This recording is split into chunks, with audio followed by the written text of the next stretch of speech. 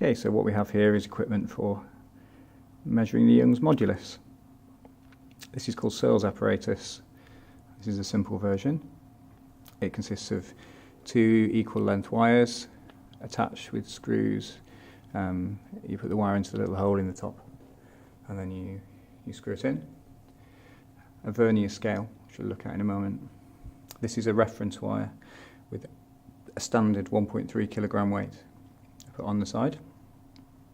And on the right hand side I've actually loaded this one with the same amount of 100 gram masses to give the same downward force as the 1.3 kilograms here. So there are 1300 gram masses on this side. If I show you the setup at the table, we have two bench pulleys here that the Searles apparatus is joined onto, and then this is stretched out along the desk, and it's the two wires are attached to a standing clamp which is G-clamped to the table to provide a secure fixing, and they just screw in there as well. So these things are under tension. There are no kinks in the wires, so we've done our best to eliminate kinks. We've done our best to eliminate kinks by putting the tensioning of the 1.3 kilograms on there to start with. I also, as an additional safety measure, use these little cardboard hats that I balance on the wire that add very little extra tension to the wire. But in the event that the wire should snap, they're going to just weigh down the wire and ensure that it falls down onto the table instead of flicking back.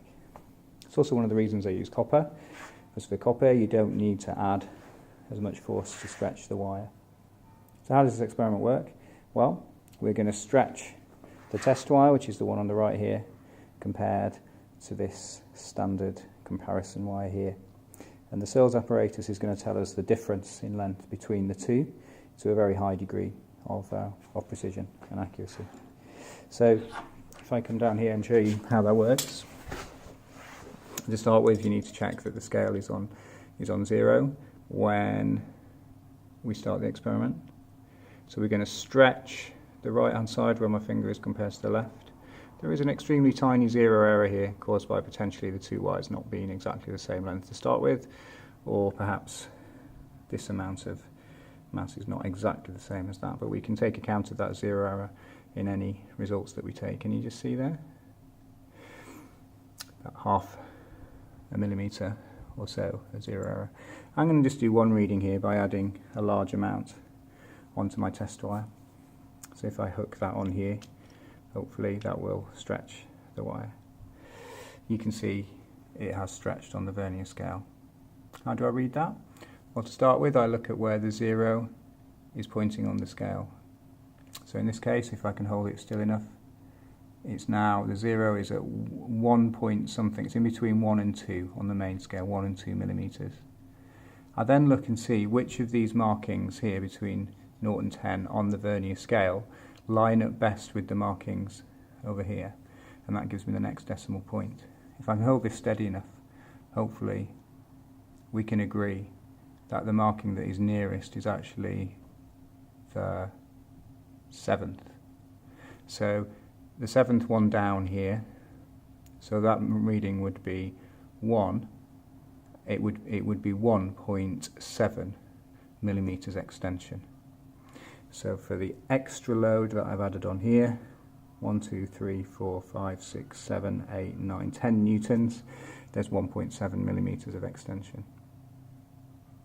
So sometimes this equipment is set up from the ceiling, with Searles apparatus suspended from a door lintel or a special sort of fitting on the ceiling, but in this case it is good to do it across the table.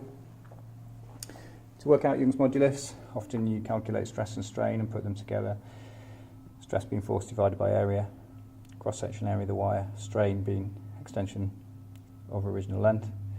As you can see here, force, mass times gravity, so it's the masses in kilograms times little g divided by the area.